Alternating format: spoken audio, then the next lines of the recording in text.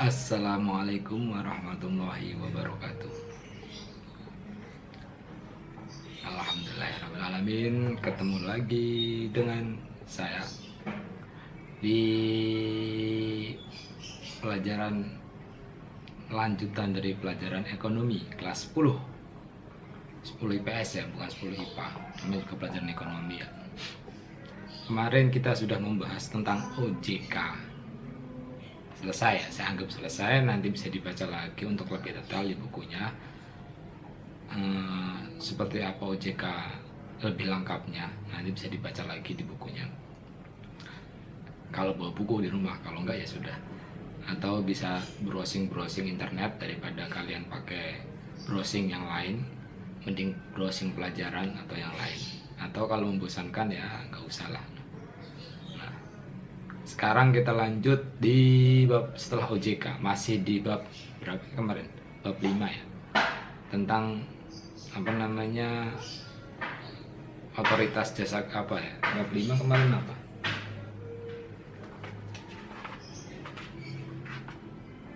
Lembaga jasa keuangan, tentang lembaga jasa keuangan. Yang pertama kemarin OJK, yang kedua ini adalah bank. Kalau OJK kemarin otoritas jasa keuangan yang mengatur bagaimana lembaga-lembaga keuangan bertingkah laku atau bekerja. Ini yang kemudian sekarang adalah tentang bank. Bank itu adalah salah satu jasa keuangan. Nah, yang kalian tahu bank ada banyak kan? Kalian ada bank BRI, bank Mandiri, ada bank BCA, bank BNI, BI yang jadi bank sentral kan kalau BI, dan masih banyak yang lain. Nah, itu bank. Nah, apa itu bank? Kalian setiap hari kan dengar ya bahasa bank tukang somai, atau bank tukang batagor, atau bank tukang bakso. Bukan, maksudnya ini adalah bank, BANK tulisannya. Kalau bank tukang bakso itu BANG. Nah, ini bank ya, bank. Apa itu bank? Saya yakin sebagian dari kalian sudah pernah transaksi di bank, punya ATM atau punya buku tabungan junior atau yang lain pasti. Yang namanya udah kelas 10 ya, mungkin waktu zaman SMP lah udah punya bank. Nah, ketika kalian menitipkan uang di bank itu, kalian tahu nggak apa itu bank? Dalam buku kalian yang kalian bawa pulang atau enggak, ditinggal di pondok kali atau nggak tahu kemana, itu pengertian bank adalah badan usaha yang menghimpun dana dari masyarakat dalam bentuk simpanan dan menyalurkan kepada masyarakat dalam rangka meningkatkan taraf hidup rakyat banyak. Gimana itu maksudnya? Gimana maksudnya itu? Dia adalah sebuah badan usaha. Badan usaha ya, badan usaha berarti dia mencari untung lah. Badan usaha ya, badan usaha. Dia mencari untung berarti. Tugas yang menghimpun dana itu ngumpulin duit dari masyarakat dalam bentuk simpanan dan menyalurkannya kepada masyarakat lagi.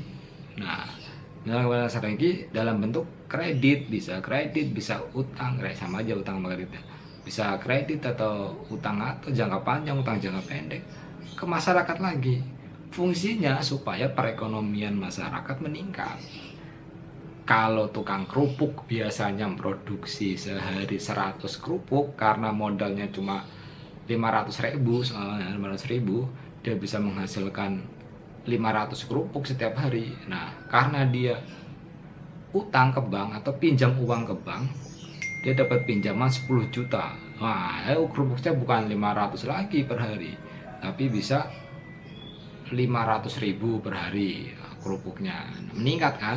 Ketika produksinya meningkat, otomatis karyawannya semakin banyak, terus pendapatannya semakin banyak, terus bisa membantu orang-orang pengangguran. Jadi otomatis dengan adanya pinjaman itu, maka taraf hidup masyarakat atau rakyat pun meningkat. Nah, itu ininya maksudnya bank. Dia ini seharusnya dengan karakter orang Indonesia yang gotong royongnya bagus, teposiliro atau tenggang rasnya tinggi, harusnya bang nggak laku.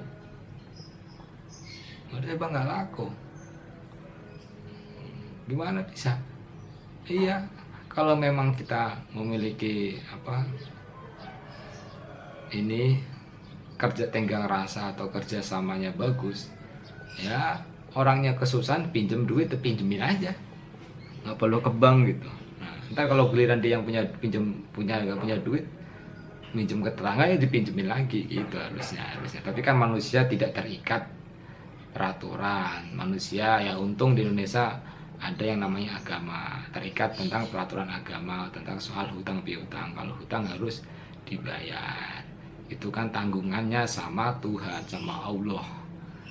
Nah, kalau sudah tanggungannya sama Tuhan, walaupun ini soal muamalah, soal hubungan antar manusia, yaitu repot kalau tidak ada negara di situ atau tidak ada jaminan hukum di situ. Maka keluarlah bank.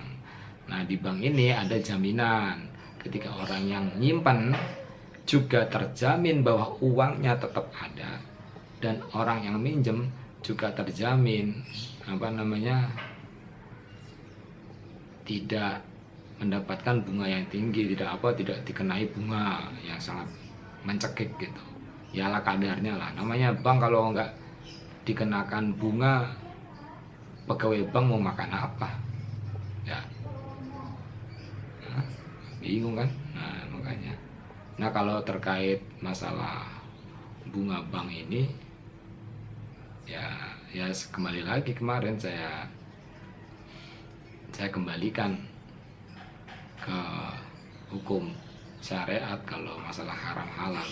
Kalau dalam perekonomian jelas, dengan sistem ekonomi yang sudah dunia yang sudah terbangun dari awal yang sudah terbangun sangat kokoh tuh susah lah untuk perorangan merubah bahwa di sini menghadirkan bank sebagai salah satu pusat dari perekonomian. Saya yakin nggak ada satu pun pengusaha yang nggak punya utang. Saya yakin nggak punya utang di bank. Saya yakin semuanya punya utang, walaupun duitnya banyak tetap punya utang. Nah, ini juga nggak tahu ya, ini apakah sudah disetting dari zaman sononya atau bagaimana.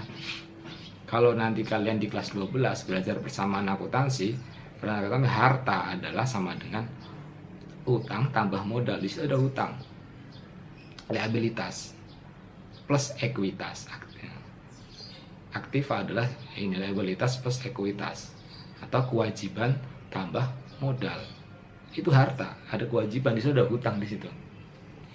Nah, maka otomatis dengan adanya liabilitas, ya mau nggak mau semua orang butuh bank. Kan nggak ada orang mau usaha pinjam ke tetangganya. Kamu nih lulus kuliah, semua nanti lulus kuliah ya, saya pengen jadi pengusaha gitu, tapi baru lulus, punya duit nggak punya kan. Saya mau bikin usaha ini, produksi tusuk gigi, targetannya adalah ini 1 juta tusuk gigi setiap hari.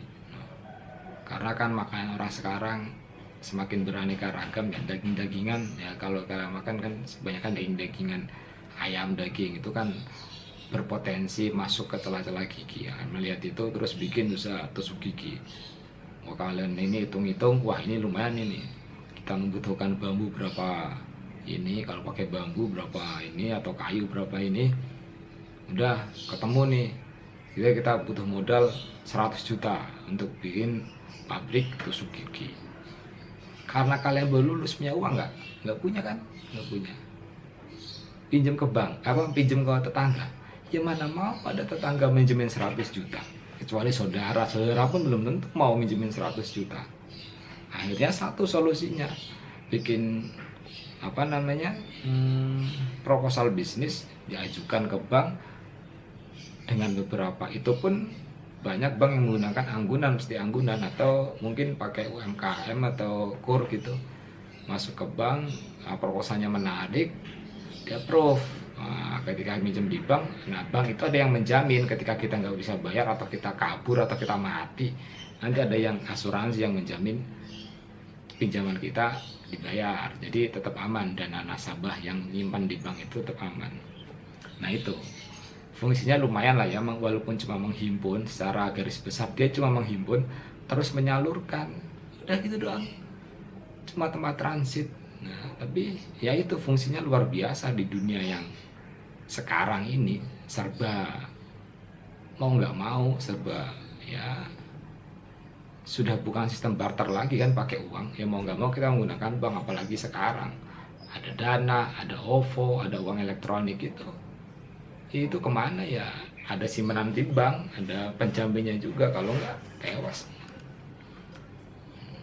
Kalau ada orang nyinjam ke bank terus tidak mengambil bunganya, ya nggak masalah, itu kesenangan banknya ya. Fungsi bank sekarang dari pengertiannya sudah jelas lah. Fungsi bank apa? Yang pertama adalah menghimpun dana dari masyarakat. Gimana caranya? Ya orang ayo pada nabung. Ada kalau zaman kecil ini jadilah anak yang baik, rajin belajar, rajin mengaji, rajin menabung. Nah itu adalah fungsinya. Nanti nabungnya kemana? Kalau masih 100 rupiah, 500 rupiah ya ke ayam-ayaman itu, celengan ayam atau celengan sapi atau celengan ini. Kalau zaman saya kan ada celengan ayam itu yang dari ini, yang nggak bisa dibuka. Kalau celengan sekarang mah ada di Gramet, ada ini bentuknya macam-macam, dicelengin pagi sore bisa dibuka, ada gemboknya, bisa dikunci. Kalau dulu nggak bisa celengan, pagi dimasukkan ya ntar kalau udah penuh baru dibuka, karena ketika dibuka hancur, udah nggak ada celengannya. Nah itu. Nah kalau udah uangnya udah besar, masa mau ditaruh itu nggak mungkin kan, maka itu ditaruh di bank, yaitu menghimpun dana dari masyarakat. Caranya dengan menabung. Yang kedua, menyalurkan dana kepada masyarakat. Selain menyimpan dana, juga ada menyalurkan dana ke masyarakat.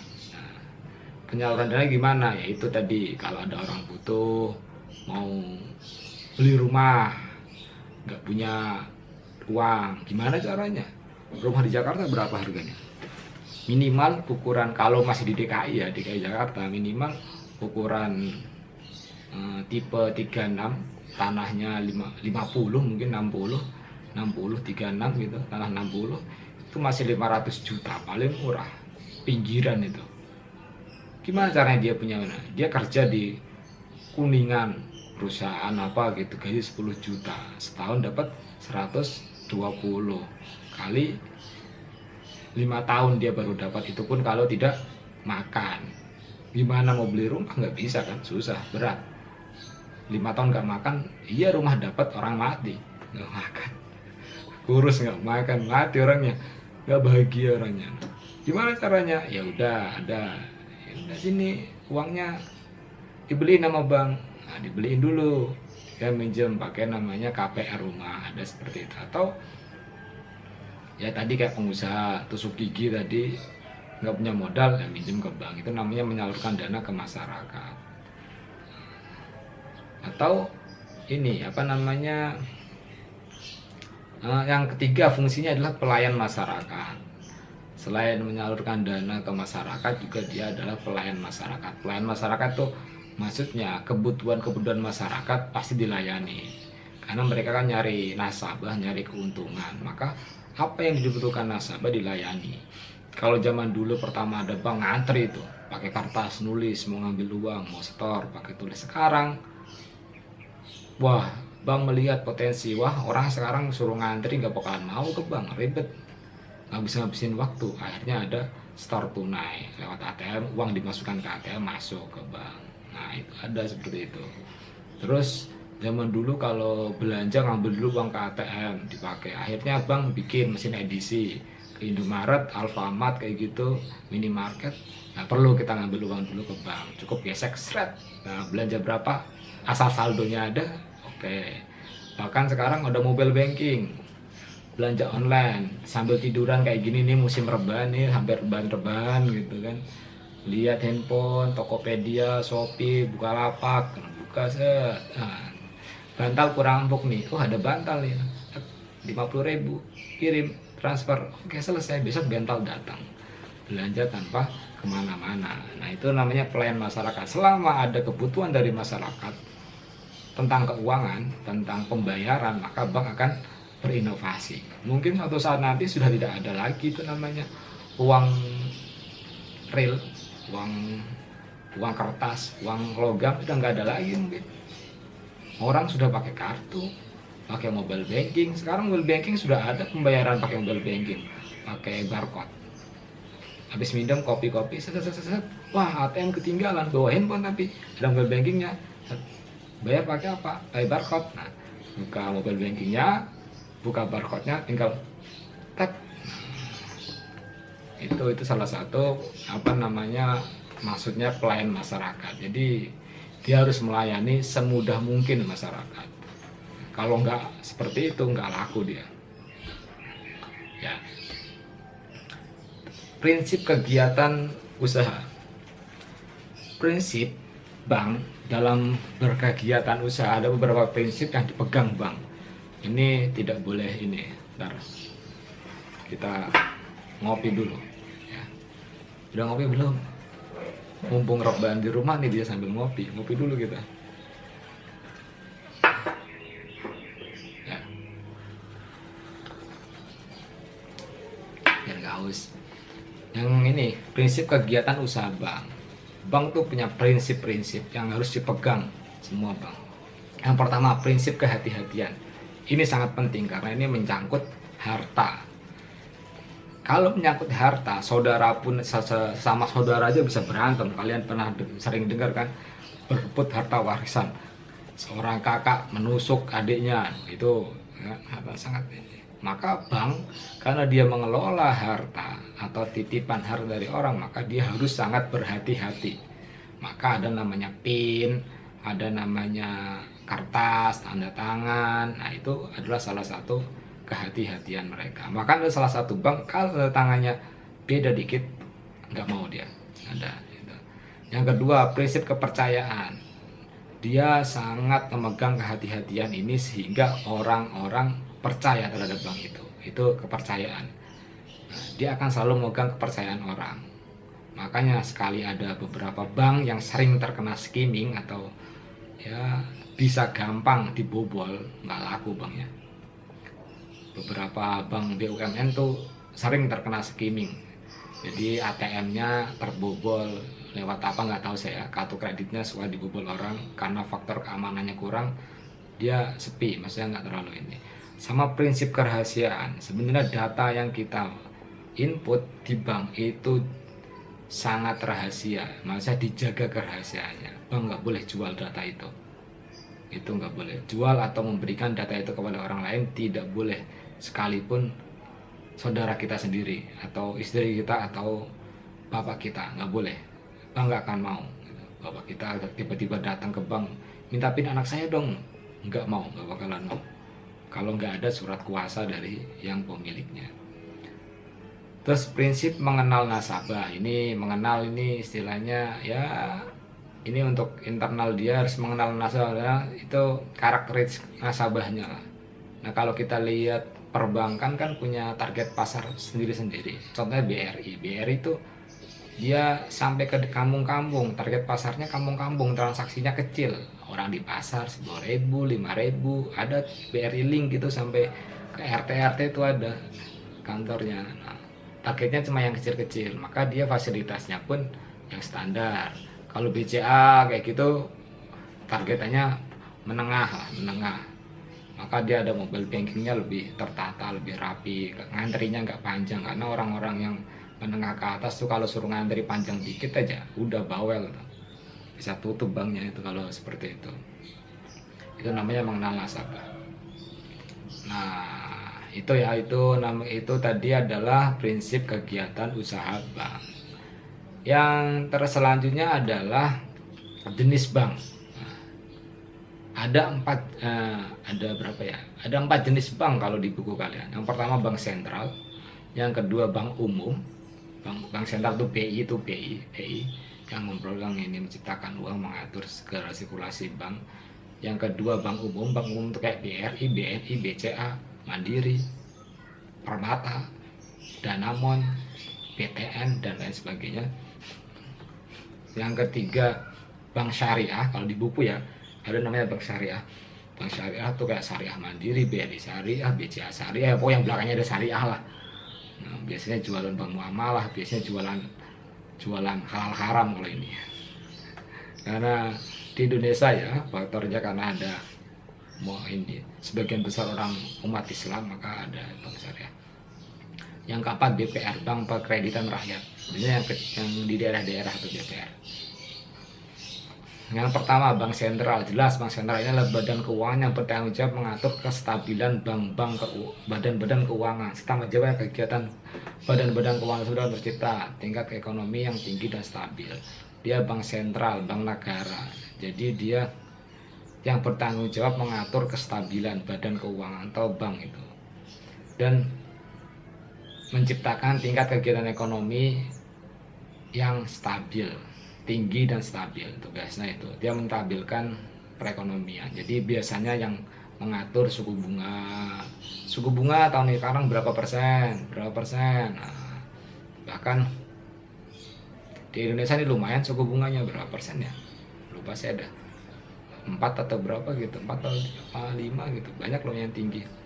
Indonesia ada beberapa negara yang suku bunganya minus. Menarik ini sebenarnya. Jadi orang minjem dikasih bunga, bukan suruh bayar bunga karena minus, tapi minusnya 0,1 gitu, 0, biasanya minusnya. Salah satunya kalau nggak salah Jepang itu minus, suku bunga minus. Jadi dia membuat orang pengen minjem untuk produksi. Tapi kalau di Indonesia saya nggak yakin kalau minus ya. Suku bunga minus gitu, orang pinjem kabur.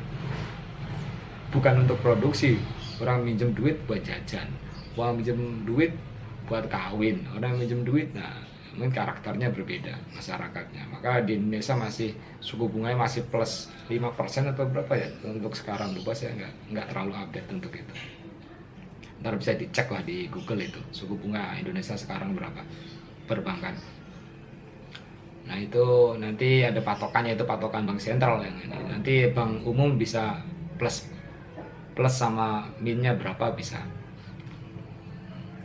Itu bank sentral. Yang kedua bank umum. Bank umum adalah bank yang melaksanakan kegiatan usaha seperti menghimpun dan menyalurkan dana ke masyarakat dan memberikan jasa pinjaman, jasa-jasa yang lain lah.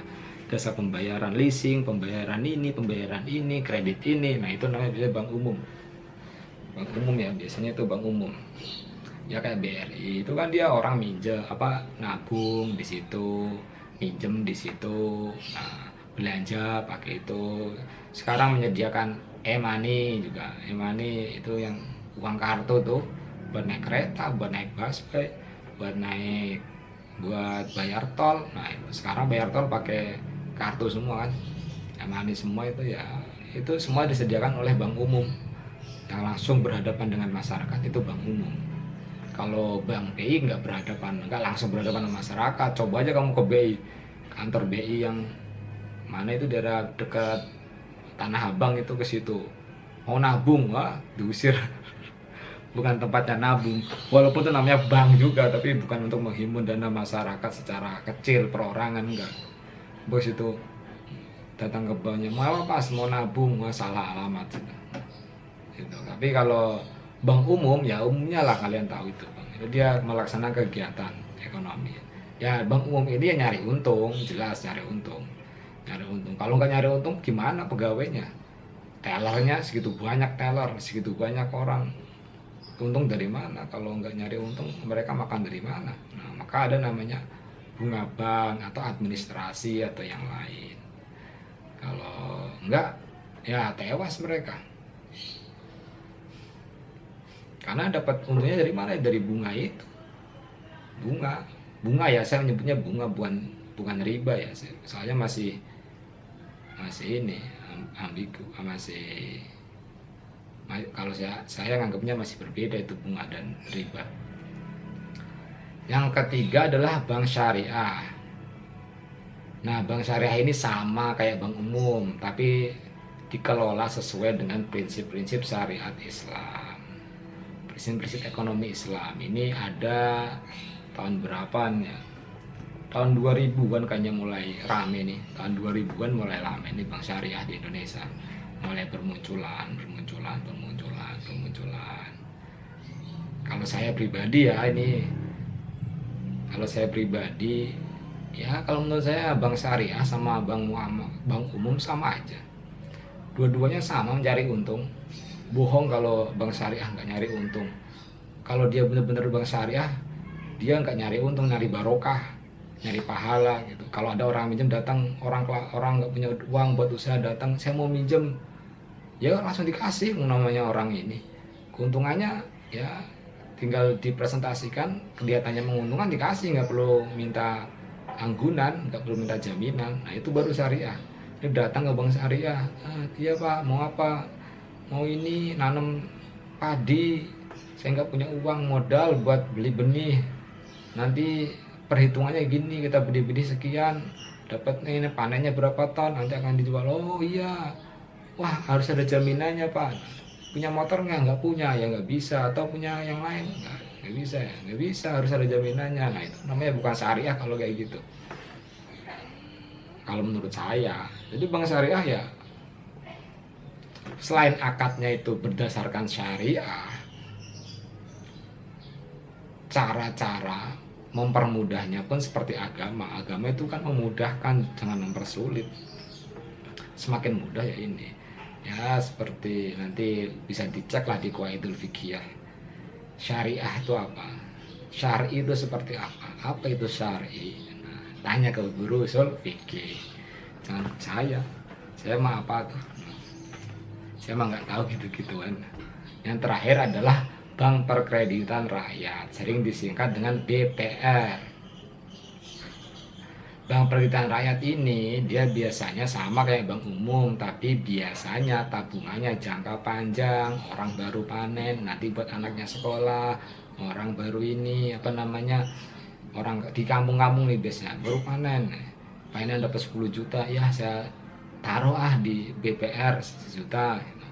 Nah itu ditaruh nanti untuk anaknya sekolah, untuk ini. Nah, dan juga memberikan pinjaman. Kalau pinjamannya standar, biasanya pinjamannya ada bunganya lebih relatif lebih besar daripada bank umum biasanya, tapi enggak. Nah, dan menurut kepemilikannya ada bank pemerintah, ada bank swasta, ada bank campuran, ada pemerintah ini. Kalau bank pemerintah ya ada BRI, BNI itu bank BUMN. Kalau bank swasta ya BCA itu bank swasta. Bank apalagi itu. Ada yang campuran, setengah pemerintah, setengah swasta. Atau pemerintah daerah, ada yang memiliki pemerintah daerah kayak Bank DKI, Bank Jabar, Bank Jateng, Bank Banten, apa itu punya daerah.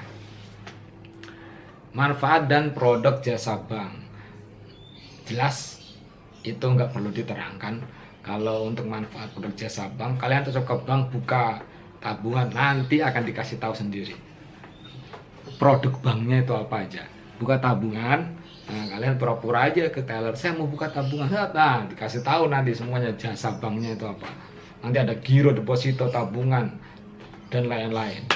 Kalau tabungan biasa, kalau giro tuh pakai cek biasanya. Nah, ngambilnya pakai cek, ada buku tabungan. Kalau deposito jangka panjang biasanya, nabung jangka panjang 10 tahun. Nah, berarti bisa diambil 10 tahun. Kalau kurang dari 10 tahun diambil, kena penalti biasanya. Seperti itu ringkasnya. Nanti kalau untuk masalah produk-produk perbankan ini, kalian bisa baca, cari, searching di internet juga bisa. Ada banyak. Nah, cukup seperti itulah ya. Cukup sekian lah untuk materi ini. Kita mengenal bank secara ini. Saya untuk pengertian bank dan ini kontroversi bank, saya nggak bisa ngobrol di sini. Nanti takut dipotong, ini kan media online, semua orang tahu. Nanti kita bisa ngobrol lebih jauh secara live langsung di kelas.